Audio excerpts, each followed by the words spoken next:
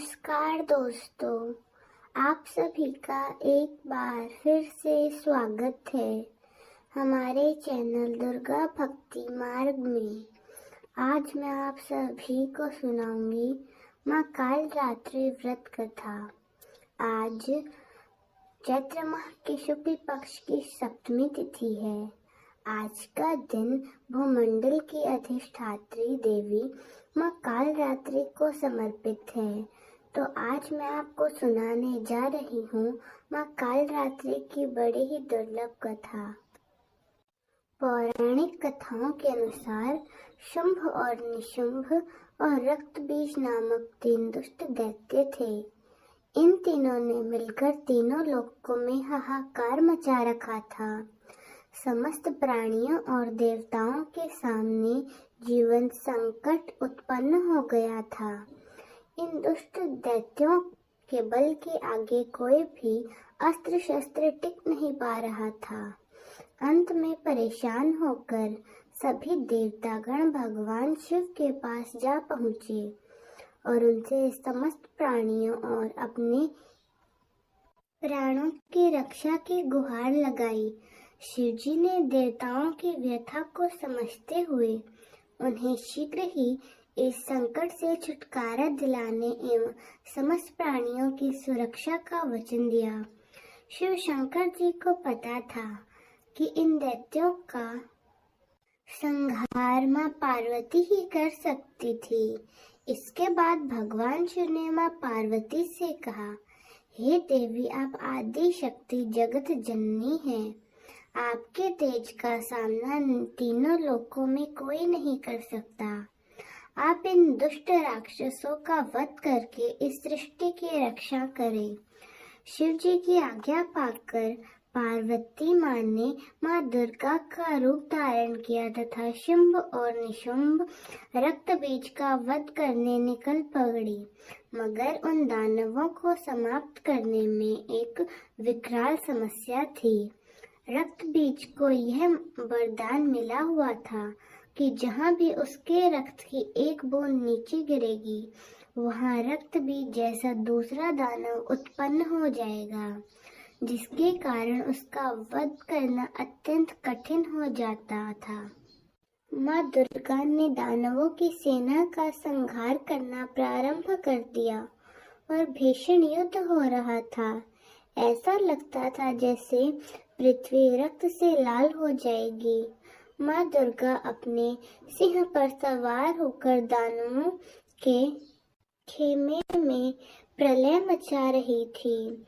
उनका रुद्र रूप देखकर दानव भय से कांप रहे थे। चारों तरफ रक्त और लाशों का अंबार लग गया था। सभी दानव काल के गाल में समा गए, मगर असल कार्य तो रक्तबीज का वध करना था।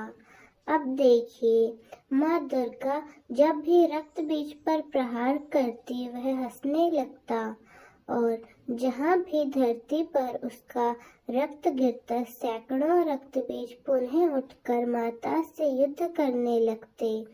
माता समझ गई, इसका वध करने के लिए इसका रक्त भूमि पर नहीं गिरने देना है। आदि शक्ति माँ दुर्गा ने उसी क्षण अपने तेज से माता कालरात्रि को उत्पन्न किया।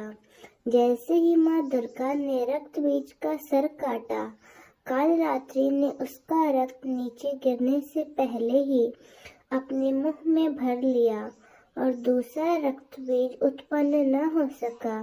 इस प्रकार माँ दुर्गा के स्वरूप कालरात्रि प्रकट हुई और रक्तबीज का वध हुआ। तभी से माता कालरात्रि देवी माँ आदि शक्ति के 7वें स्वरूप के रूप में स्थापित हुई।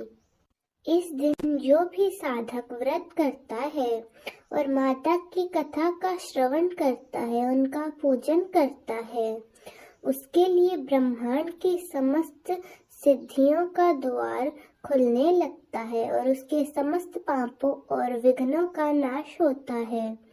उसे अभय पुण्य लोकों की प्राप्ति होती है। माँ कालरात्रि दुष्टों का विनाश करने वाली है। नवरात्रि के 7वें दिन माँ कालरात्रि की पूजा की जाती है। कालरात्रि माँ दुर्गा का ही एक स्वरूप है। जैसे दैत्य रक्त बीज के वध के लिए माता ने अपने तेज से उत्पन्न किया था, माँ दुर्गा की 7वीं शक्ति माँ कालरात्रि के नाम से जानी जाती है। इनके शरीर का रंग काला है, जो अंधकार का प्रतीक है। इनके बाल बिखरे हुए हैं, जो उनकी अग्रता का प्रतीक है। इनके गले में बिजली की माला है। इनकी 3 आंखें हैं, जो इनके ज्ञान और दृष्टि का प्रतीक है। इनकी नासिका के श्वास प्रवास से अग्नि की भयंकर ज्वालाएं निकलती हैं। इनका वाहन दर्भ गधा है। इनके ऊपर हुए हाथ की वर मुद्रा से ये अपने सभी भक्तों को आशीष प्रदान करती हैं। दाहिनी तरफ का नीचे वाला हाथ अभय मुद्रा में है। बाएं तरफ के ऊपर वाले हाथ में लोहे का कांटा और बाएं तरफ के नीचे वाले हाथ में वज्र है। माँ कालरात्रि का स्वरूप देखने में अत्यंत भयानक है, लेकिन यह सदैव शुभ फल ही देने वाली है। इसी कारण इनका नाम शुभंकरी भी है। अतः इनके भक्तों को किसी भी प्रकार से भयभीत तथा आतंकित होने की आवश्यकता नहीं। यह माता पूर्णतः ममतामयी है। तो प्रेम से बोलिए माँ कालरात्रि की जय हो। आइए अब सुनते हैं माता कालरात्रि की दूसरी कथा। एक समय दारुक नाम के पापी असुर ने ब्रह्मा जी की तपस्या करके उन्हें प्रसन्न कर लिया। ब्रह्मा जी से पाए वरदान के कारण दारुक अत्यंत बलशाली हो गया। वह देवताओं और ब्राह्मणों को परेशान करने लगा। वह उन पर अत्याचार करने लगा और धार्मिक अनुष्ठान यज्ञ बंद करवा दिए और स्वर्ग को चला गया। सभी देवता विचलित होकर ब्रह्मा जी और विष्णु जी के पास जाकर सहायता मांगने गए। ब्रह्मा जी ने बताया कि दारुक का नाश सिर्फ स्त्री के हाथ से ही हो सकता है। सभी बड़े बड़े देवता भी उनसे युद्ध में हार चुके हैं। अंत में सब निश्चय कर चुके थे कि दारुक का वध भगवान शिव की शक्ति माता पार्वती ही करेंगी। भगवान शिव ने अपने नेत्र खोलकर भयानक और प्रचंड महाकाली को जन्म दिया। उनका शरीर काले रंग का था। माता काली के माथे पर तीसरी नेत्र और चंद्र रेखा थी। कई प्रकार के अस्त्र थे।